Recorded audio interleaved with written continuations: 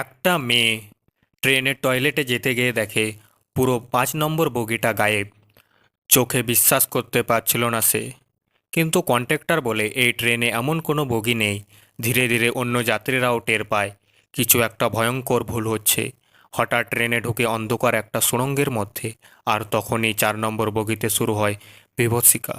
অদৃশ্য শক্তি যাত্রীদের গলা চেপে ধরে মেরে ফেলেছে। কেউ পাগলের মতন বকছে, কেউ রক্তে ভিজে যাচ্ছে।